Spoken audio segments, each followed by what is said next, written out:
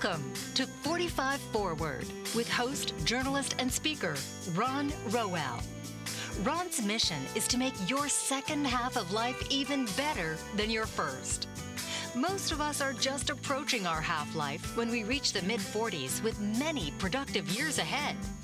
Ron is here to help prepare us for this kind of longevity by providing vital strategies to shift the traditional waiting for retirement model to a continuous, evolving journey of compelling life chapters. So now, please welcome the host of 45 Forward, Ron Rowell.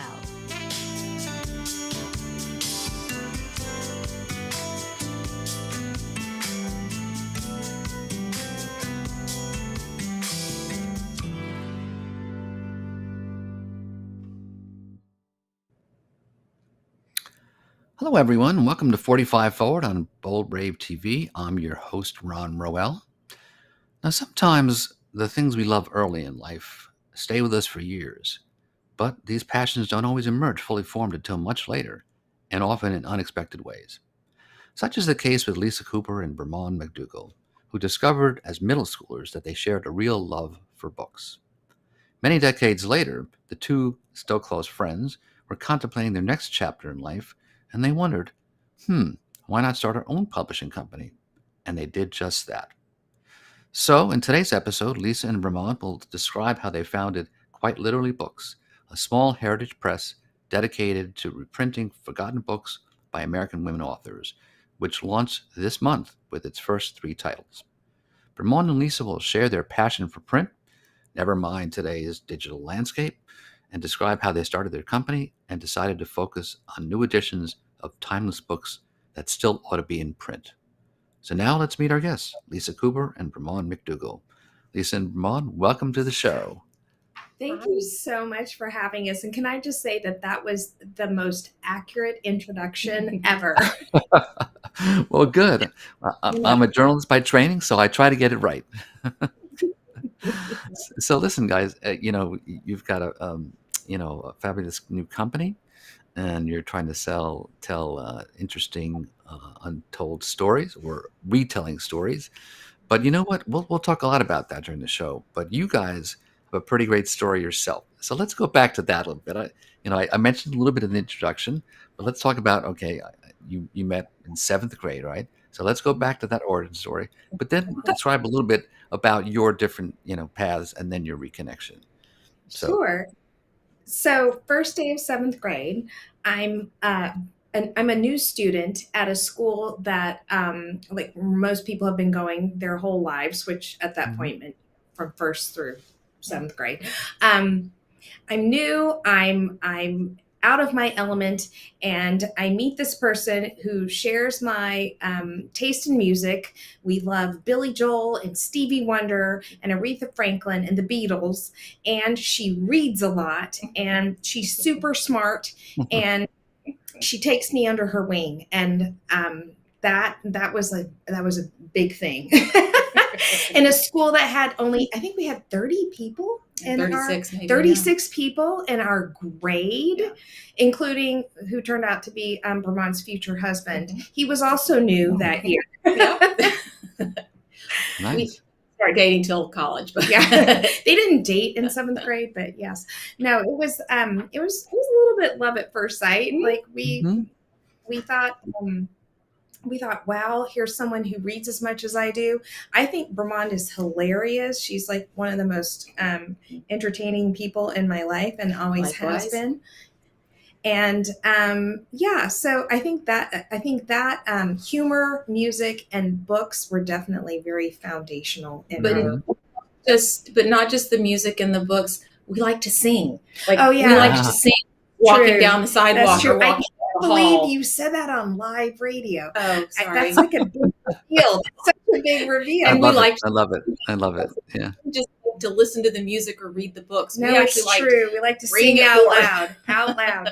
Bremond, in her high school years, had this old Jeep that she drove around. It was the kind that probably would be illegal now, because I don't know that we were seatbelt back then. Yeah. And it didn't have a top, and it didn't have doors, but it had this great little radio, including a little cassette player.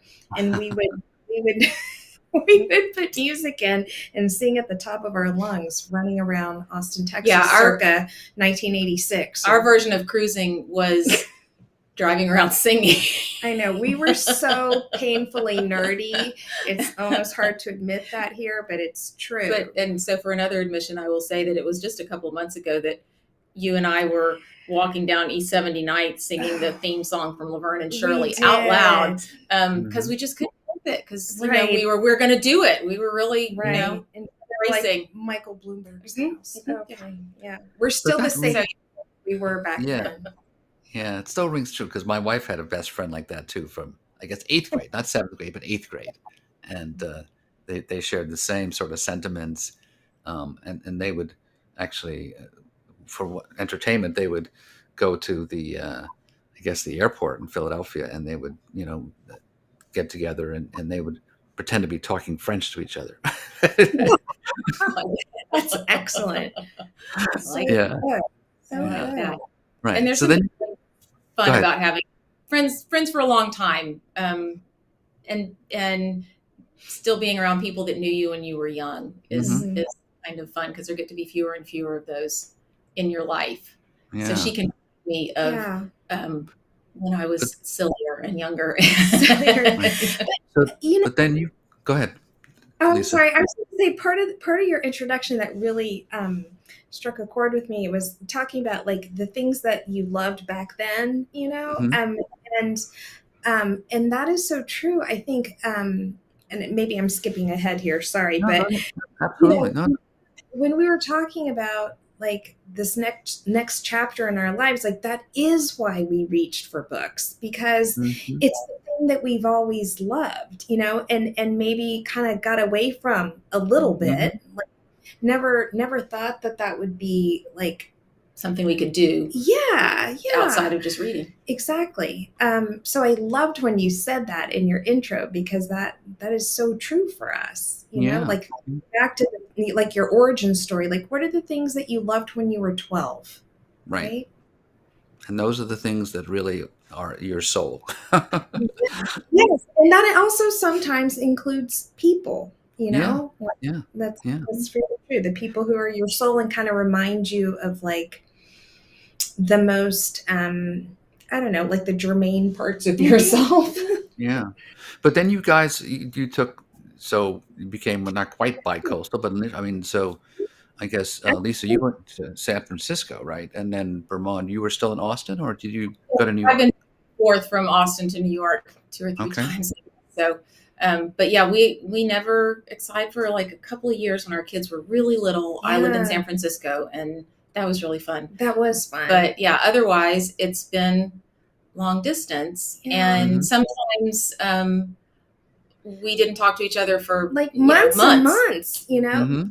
It's interesting because like whenever anything big happened in our lives, like we did always reconnect. Like well, and it wasn't hard to reconnect. I mean, it wasn't like reconnecting. It was just like it had flowed on. We just were so, you know, busy with other parts of our lives, you know, for that chunk when you're in your, you know, mid-20s to mid-40s, when you're really focused on the little kids and like your spouse and like, I don't know, volunteering for this, that, or the other thing. And like you become very like insular. Making all those cookies. Right. Yeah. Spreadsheets for like volunteer jobs. I know.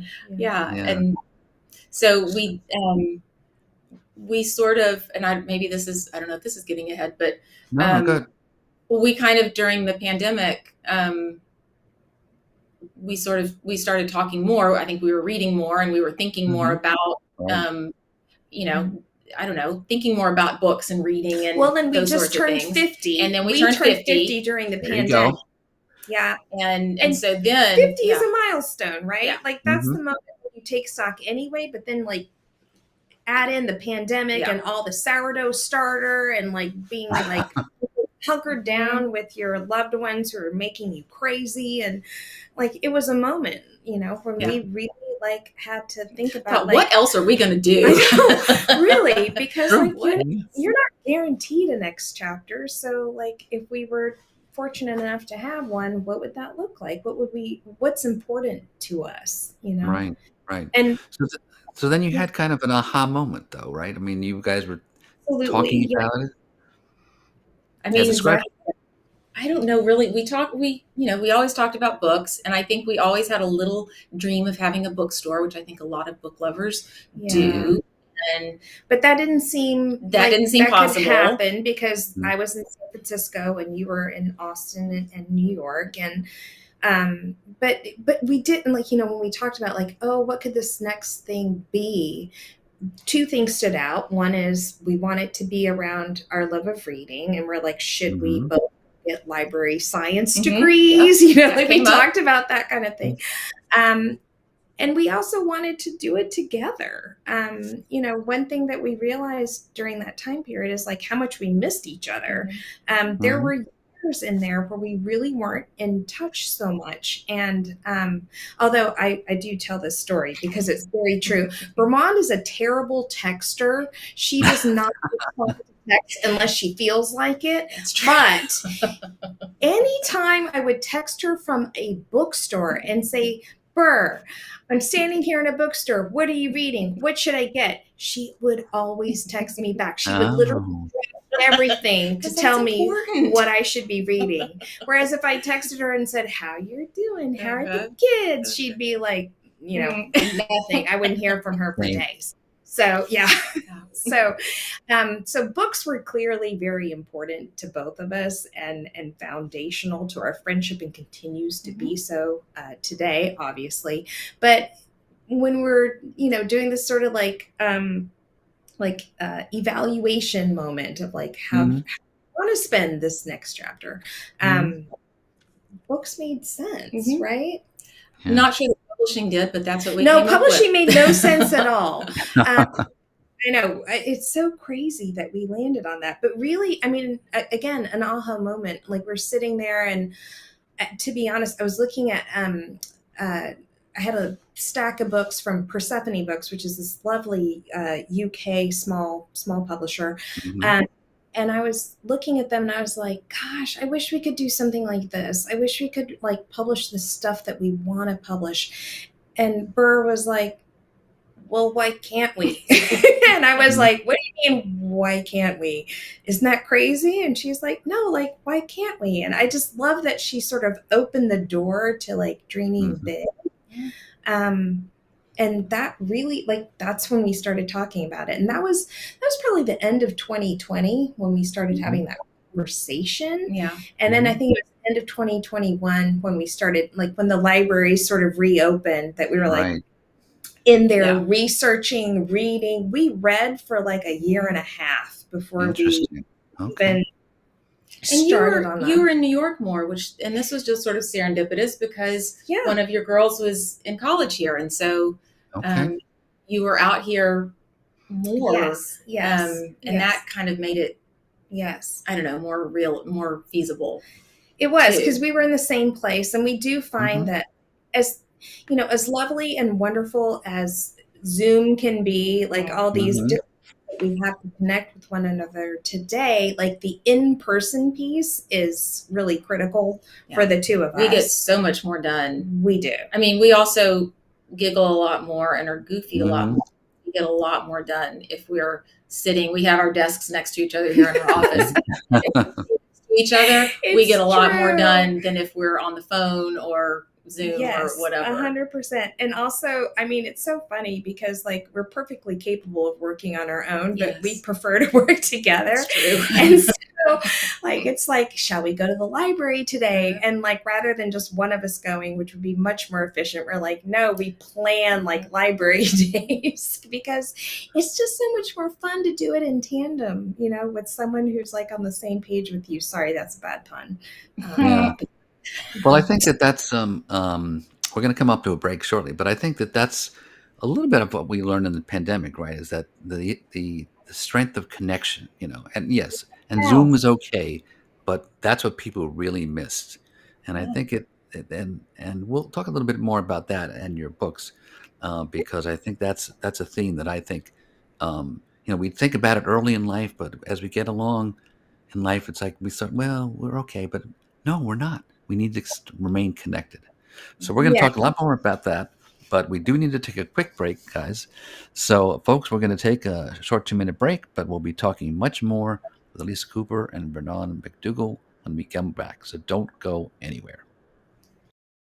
Mike Zorek, a 3-time California state champion in Greco-Roman wrestling at 114 pounds.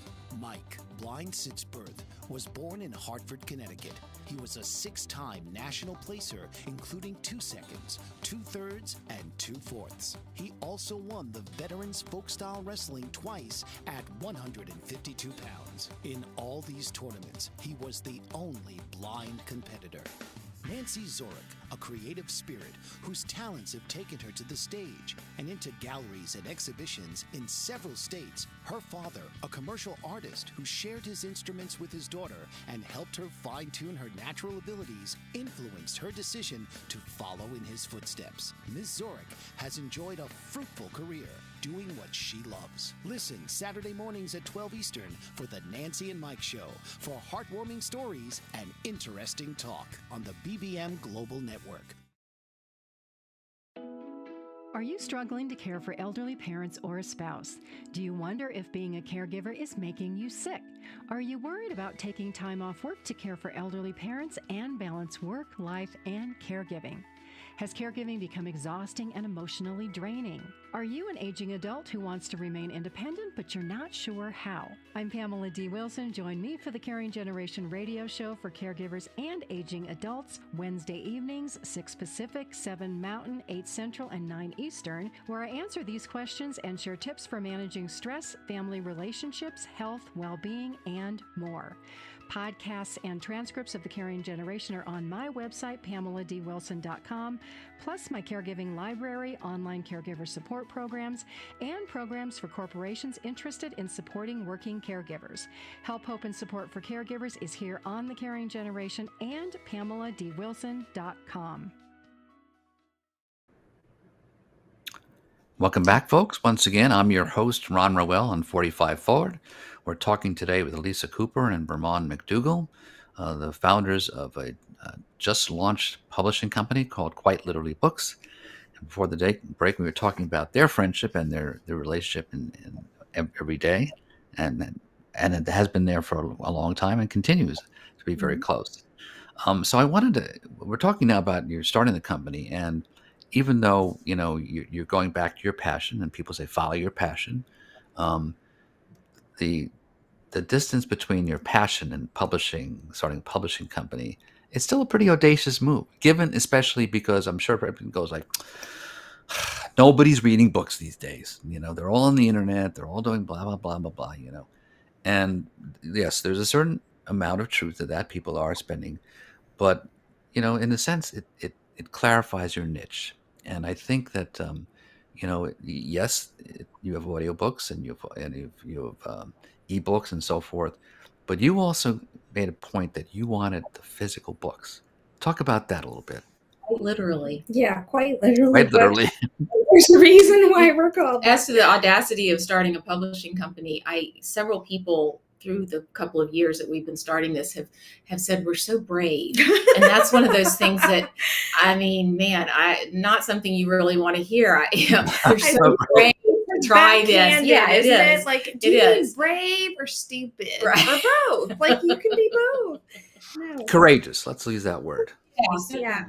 But we really do love, we love to read, but we also love physical books. We like libraries and bookstores, and we like to hold books in our hands. And so we worked really hard to make our books really special. Well, kind of in line with like what we were saying earlier about like there's nothing better than like an in-person conversation. Mm-hmm. There's nothing better than sort of the analog experience of reading, like holding a physical book, the weight of it, the feel of the paper, the smell of the paper. We both love the smell of like a library or a good bookstore. I held out a book to you just yesterday and said, smell. She literally held a book up to my face and she's like, smell this. Like it's so a bouquet of flowers, Nice, yeah. But there is a whole like a holistic experience to reading a book that is very different from a digital experience. And I think that there's a time and a place for digital, platforms that offer books. Like and I don't want to take away from anyone who wants to read. Like, you should be reading, and like, whether it's on a Kindle or a computer or your phone, like, I don't care, do it. You don't have to listen to us. But for the two of us, like, there is something poetic and something very like visceral that comes from reading a physical book, and we delight in that experience. And we know that there are people out there who feel similarly, and people out there who maybe don't know that yet. And so when we put these books together, that was front and center in how we looked at it. Like, we have them printed in Germany because we found this amazing printer that can source this paper that's called Munkin paper. It's beautiful paper. It feels so good. It smells really good. And even like down to like the typeface and every aspect of the book, including how it opens and the fact that the spines don't break when you open them, has been thought out, because we want it to be like an amazing, delightful experience. Someone who first saw them said, "Oh, even the spines are pretty." And you're like, even the spines? What do you mean? Even, like, of course, like, the spines have to be pretty, because like, that? that's what you see when you're looking at a bookshelf. Yeah. So reading, you've turned reading into a real sensual experience in many ways. Yeah. It really is a sensual experience, and we're just trying to like highlight that a little bit, because I think that maybe lost a little bit. People sort of forget that that's. And in terms of connection, nobody ever asks anybody what they're reading on their phone. That's a good point. Nobody ever says, "Ooh, on the hey, train, what you reading?" If someone's like this on the train, you're not like saying like, "Hey, buddy, what are you reading?" If you're holding a book, somebody may say, "What are you reading?" Or I always look. I'm always like, "Ooh, what are they reading? What, do they look like somebody, that maybe would talk to me?" Yeah, I've started so many conversations in like random places, either like on the subway or in an airport or in coffee shops. If someone's reading a book, there is an invitation to ask, although not everyone would agree. Some people would be like, "Leave me alone, I'm reading." But for the most part, I think that people who read paper books love to engage with other readers of books. Yeah. Yeah, they wouldn't have them if they didn't, if it wasn't a public act in some way. And that, I think most people are like, "Oh, what are you reading? What do you think about that?" And I love that. It's a public act. I love that. That's so true. Yeah. And it's interesting too. So I come out of a journalist background, a daily newspaper. And of course, when you would ride the train, you look at old pictures and everyone's with their newspaper, right? And now, of course, they're looking at their phone. But I think that, I've adapted. I subscribe to newspapers, and I also have the digital version, because it's an interesting experience. That's, in some ways, it expands, the experience, because you can like read an article, and often they'll say like, "Oh, you read the comments in the article," and it kind of is enlightening. But there's still that physical experience, and people talk about, "I just like to hold that newspaper," that. So, and it's part of a habit too. So you can, it's sort of like you can curl up with a good book. You don't curl up with a good phone. I mean, that's a good point. Right. It's true. Well, you're talking to two people who still get the paper edition of the New York Times. And I do remember always like folding the that Times. Special way you folded it. Yeah. Right. So that you could read it on the train. Without, spreading out and to the person. And then getting to work and having to wash the Times off your hands, that. That's true. That's true. Your butler didn't iron it for you. So you're right. Didn't You're right. My butler did not do that for me. Right. Yeah. Yeah. So let's move forward a little bit now to some of your decision-making process. So you decided to start a publishing company. You're reading a lot of books. How did you decide to focus on your particular approach, of basically bringing back books that you love that were, somewhat forgotten in some way, and focused on women authors? So talk about that, decision-making. Either one. I think we both love old books. We grew up reading books that our mothers had read when they were children, our grandmothers. I think I read every Louisa May Alcott book.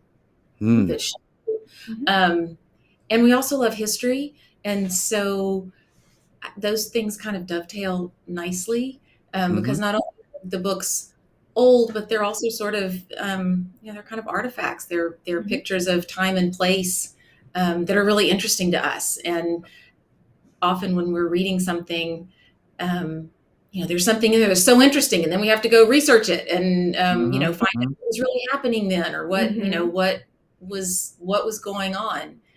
So I think we loved old books. We love the sort of the treasure hunting aspect of it. Both of us love printing thrift shops and used bookstores and finding things that, are like, you're like, wait, what? This looks like it was a bestseller circa 1957, and wondering why those people are no longer in circulation. So this is something that we both just naturally gravitated towards. And then when we started really thinking about it, we're like, hey, isn't it interesting that there are all these like amazing writers in the American canon that we love?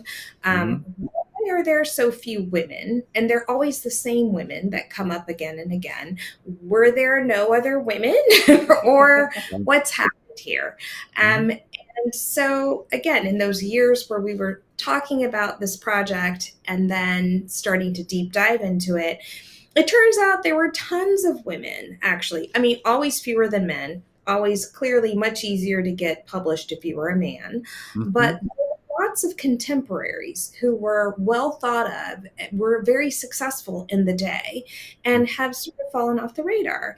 And we started looking into that with a lot of curiosity and a lot of like, why is this the case? And in some cases, when you read these old books, you find out that they have fallen off the radar because they weren't hold up, and sometimes we wonder how they ever held up. Other times we read them and we're like, wow, this is a good book. Always the first measure, like, do we think it is a quote unquote good book? And in that sense, it's not scientific. It's totally about taste. But I have always trusted Bremond's taste. She has excellent taste in many things, but especially books. And I say that because it's not the same as my taste. If you had a Venn diagram of our the books that we love, there is huge overlap, but there's a lot that's not. Edgier. And that's one of the fun things is like we push each other to read things that wouldn't normally gravitate towards. But I know that if Bremond loves a book, I may not love it, but it will be a compelling read, and it will result in a very good conversation. So, Bremond, what do you think is, how would you define some of your different perspectives on books then? I don't know. Lisa, the books that you recommend to me, I find like interesting. I don't know. They're usually, maybe they're a little off the beaten path. I don't know. But we also read so widely. Like, I don't really. I know it's hard to figure out a beaten path versus a non-beaten path. And it's funny. Sort of take all paths. We talk about, women writers and where are they? We love male writers. We read, male writers all the time. So we sort of take all comers, and we rarely disagree. We both read a book a couple of summers ago that I really liked and Lisa really didn't like. And that was, that almost never happens. I know, it was kind of a first. And it was a weird book for me to like. It was something that I was like, I was like, why do you like that? That's so it was a funny thing. Yeah. But I think I applaud your basic approach though, because I do think, it's sort of invisible today because, the men and women are, now you have lots of women authors today, but it wasn't always so, and there was a prejudicial view. And we know that there were people like George Eliot, right? Or woman, or there even recently, my wife and I were watching, I think it was a series based upon the works of P.D. James. My wife was like, who's that? I'm like, that's a woman. But there was, a sense that, well, you had to sort of disguise it, so there are lots of initials, And, yes, so many initials. It's true. It's true. The people that reviewed them were often men. We spend a lot of time in the Times machine, and we sort of have a theory or pet theory, I don't know, but neither of us is an academic. Neither of us is a publisher by trade, but well, we are now. I know we are now. Now we're publishers. We're not academics. We're still not that. That women tended to write more about the home and about domestic things and about relationships. Yeah. And interior lives, thoughts and feelings and things like that. And which for whatever reason is not considered to be literature. Yeah. Whereas the interior lives of men apparently are, and we love it. Like we read those books. We love those books. But yeah, like why are men not reading books written about women by women more? Even today, like oftentimes it's sort of relegated into the world of still chick lit or romance. Men aren't really reading a lot of romance. There's a romance boom right now, but I think it's been driven. It's being driven by women. Yeah. Yeah. There are gender things. I think that and you can stereotype them, but I do think that men think there's more gravitas to nonfiction. So they'll.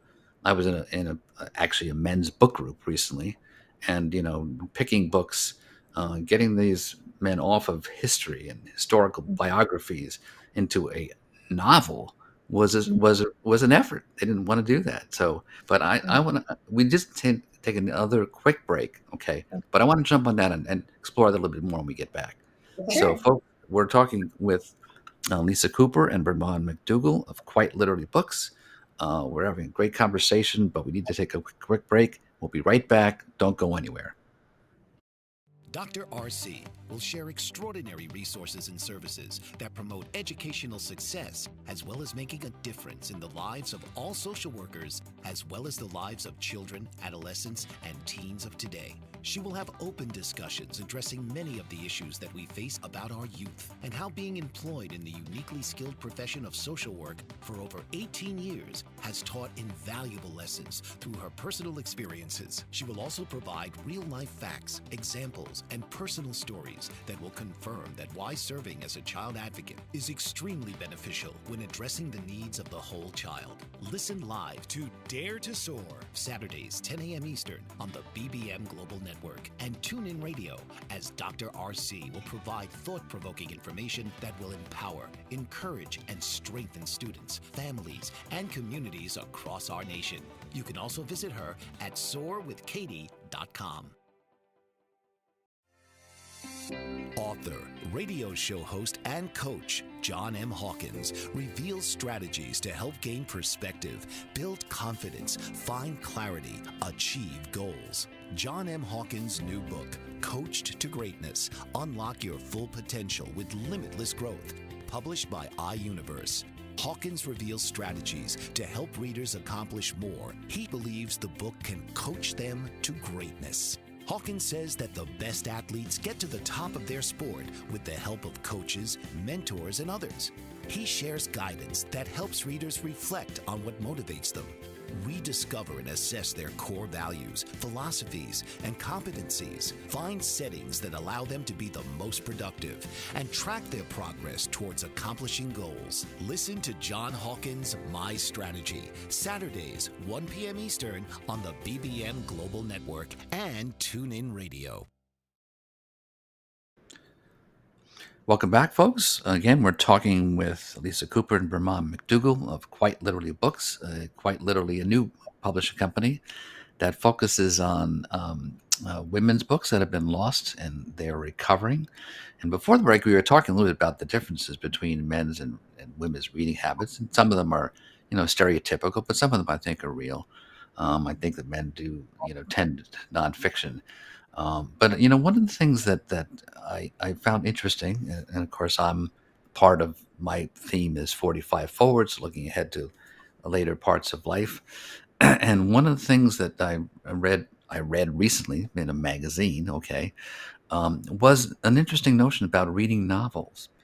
And one of the things, there was an article actually about how to boost your memory as you get older, which a lot of people worry about. And one of the things they said was, do more reading, but specifically read novels. Well, really? Why is that? Yeah, because basically, when you read a novel, you're reading a plot, you're reading about characters, you're forced into a flow of remembering things that connect and go in sequence and proceed. So it stimulates your brain in a way that's more effective than reading nonfiction that you could kind of skim and scan and jump around in. So I thought that was interesting. I never thought about that, and I do find that recently when I've read some novels, it does well. It does kind of like, okay, you got to get into this hit. You got to stay with it, and yet there's got to be some consistency. You need to find time for it. So it is a different experience, and it's a valuable one that I do think we've lost a little bit in our kind of like frantic digital age. Yeah. Yeah, I think there have been studies done, or maybe I'm just making this up, but I don't think I am because I read this somewhere, that reading fiction is a really great way to develop empathy. And I think that's true because, when you step into the shoes of a character, like you really do live a different life. And I would actually argue that when I read nonfiction, that probably challenges my memory in a lot of ways because I'm like, wait, what was that battle? What was that date? When did that happen? Who was that general? Okay. Like I'm always like trying to remember these things. It's getting harder and harder. But a fictional world where you travel through it from the viewpoint of someone who is not like you really does. Well, and what they're thinking. Right. It calls upon you to sort of, or allows you, I shouldn't say call upon you, it allows you to sort of, very much exist as a different person during the during the time you spend in that novel world. And I don't know that anything else does that quite as effectively or for as long. A movie can probably do that, but movies are, an hour and a half, 2 hours. But if you exist in the mindset of a completely different person for the 6 days it takes you to finish a novel, like you do come out of it usually a little changed or challenged or like it does do something to your mindset. Right. Yeah. So let's give some examples now. You've come up with your first 3 titles. So let's just talk briefly about the 3 titles and a little bit about them, and then why you picked them. So, Bremond, I want to start with you. So our quite literally book number 1 is The Homemaker by Dorothy Canfield Fisher. And it was written in 1924. So this is a book that is 100 years old. And one of the things that drew us to it is that it seems still very current, and that the issues that it talks about are still things that we're talking about today. It's about a family, traditional family. The mom stays at home and takes care of the kids in the house, and the husband goes out to work. And Eva, the mother, is an obsessive sort of homemaker. She's not particularly sympathetic in the beginning of the book because she is so driven. She's making herself miserable. Her children are ill. Her husband is miserable. And he's miserable also because he has a job that he hates and he's not very good at. And he's not really cut out to go to the office every day. And due to an accident, the husband can't work anymore. And so he stays home, and the wife is forced to go out to work because they have to eat. And so she gets a job at a department store and finds that she is really great at working and at being a salesperson. And the dad finds out that he is really great at nurturing children and taking care of their home in a completely different way than his wife did.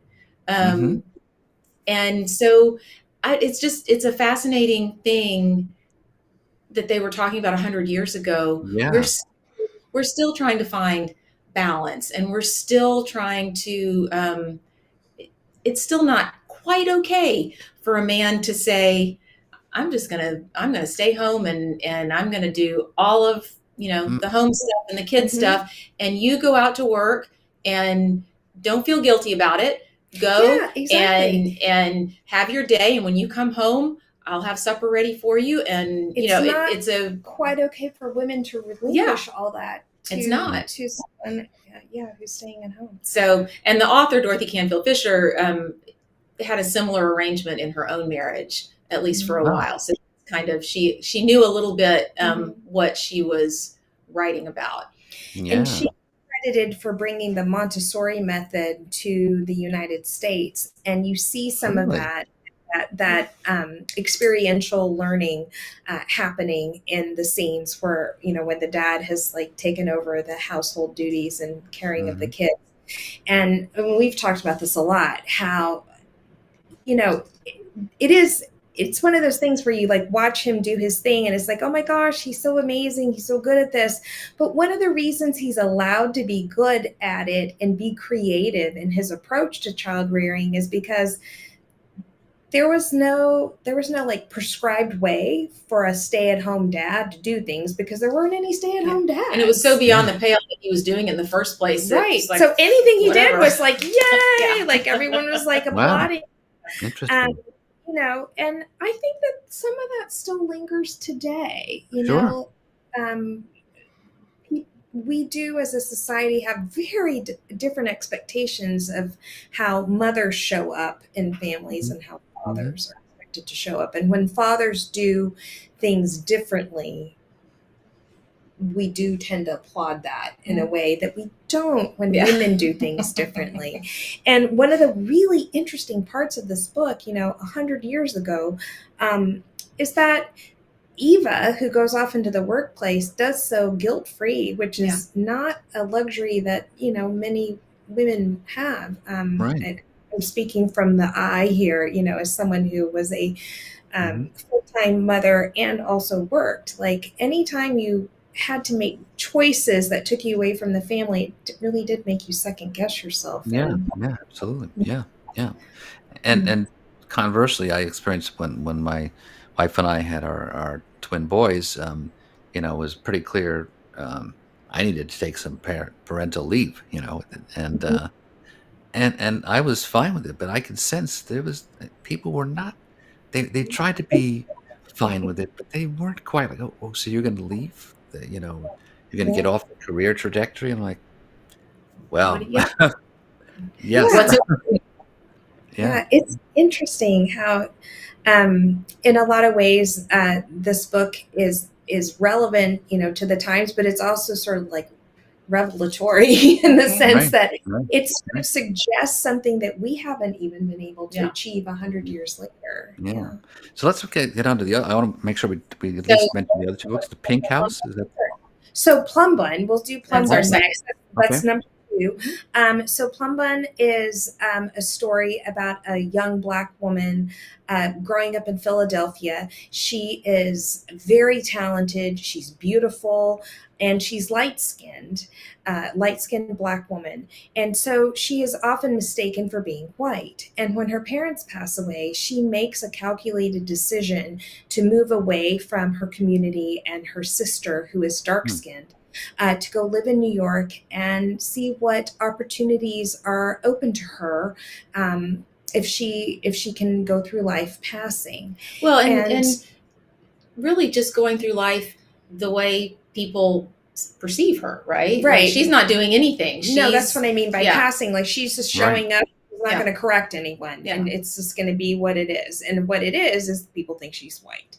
So she does that, and she makes a lot of decisions that pull her further and further away from all the people who love her and are her support group. And so she has to sort of start to figure out, like, is it really worth it?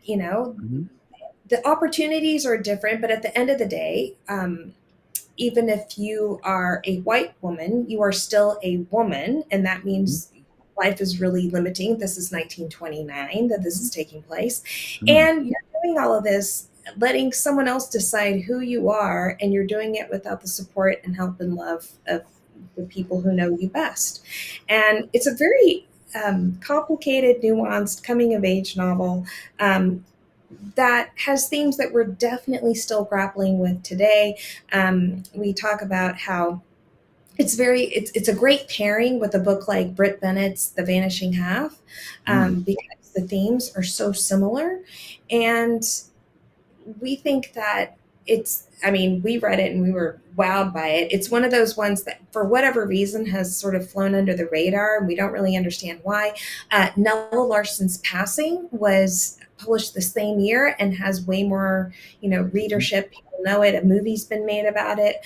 But Jessie Redmond Fawcett, the author herself, is a very compelling figure. She is considered to be the midwife of the Harlem Renaissance. She worked, which is a little bit bit pejorative. It's the midwife is not the respected character in that scenario. Right.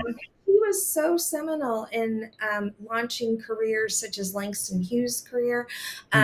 She worked as the literary editor for the Crisis magazine, which was the magazine of the NAACP. She worked alongside W.E.B. Du Bois, and she herself authored 4 novels, and they are very good novels. She's sort of been lost to time in a lot of ways. Yeah. Wow. So we're unfortunately, we have to sneak in one last break, and we don't have much left time at the end, but we will sneak in some comment about the Pink House and do a quick wrap up. So, folks, we have one more segment with Lisa Cooper and Bremond MacDougall. So don't go anywhere. You'll want to hear this and hear our wrap up. So we'll be right back. Dr. RC will share extraordinary resources and services that promote educational success, as well as making a difference in the lives of all social workers, as well as the lives of children, adolescents, and teens of today. She will have open discussions addressing many of the issues that we face about our youth and how being employed in the uniquely skilled profession of social work for over 18 years has taught invaluable lessons through her personal experiences. She will also provide real-life facts, examples, and personal stories that will confirm that why serving as a child advocate is extremely beneficial when addressing the needs of the whole child. Listen live to Dare to Soar, Saturdays, 10 a.m. Eastern on the BBM Global Network, and tune in radio as Dr. RC will provide thought-provoking information that will empower, encourage, and strengthen students, families, and communities across our nation. You can also visit her at soarwithkatie.com. Author, radio show host, and coach John M. Hawkins reveals strategies to help gain perspective, build confidence, find clarity, achieve goals. John M. Hawkins' new book, Coached to Greatness, Unlock Your Full Potential with Limitless Growth, published by iUniverse.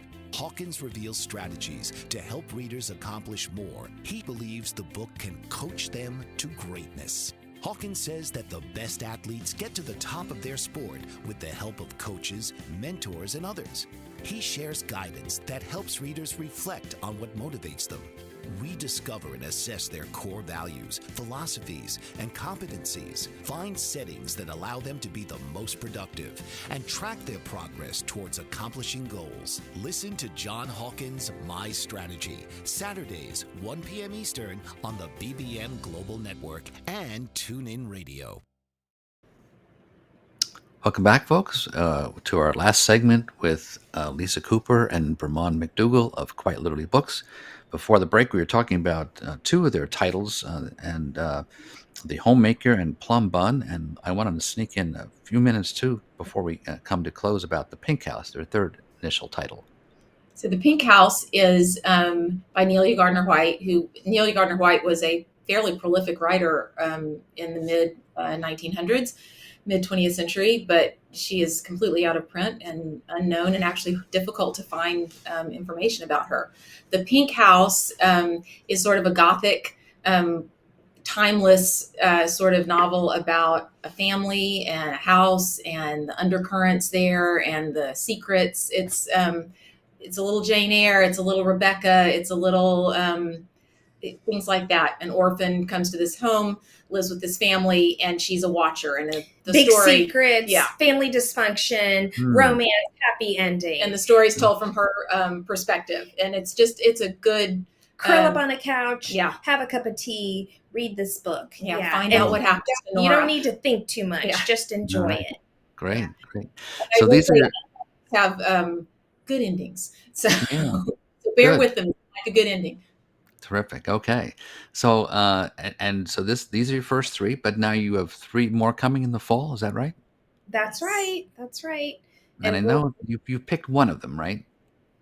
We've picked all 3 now. You have. Oh, okay. We really talked about one of them. We can tell you about one very quickly. Okay. It's called Horrorland by Charlotte Perkins Gilman. You may know that author from her more famous work, which is The Yellow Wallpaper, which we all read in high school. Which we all had to read. But this is a feminist utopia into which men insert themselves and what happens afterwards. It's really good. It's very good. It's funny and it's short, which a lot of our books are not. But yes, it's a very, very compelling read. And it's out in the world, but not hugely It's not well known. It's Yeah. not well known. So we wanted to shine a light on it because it's a great conversation starter.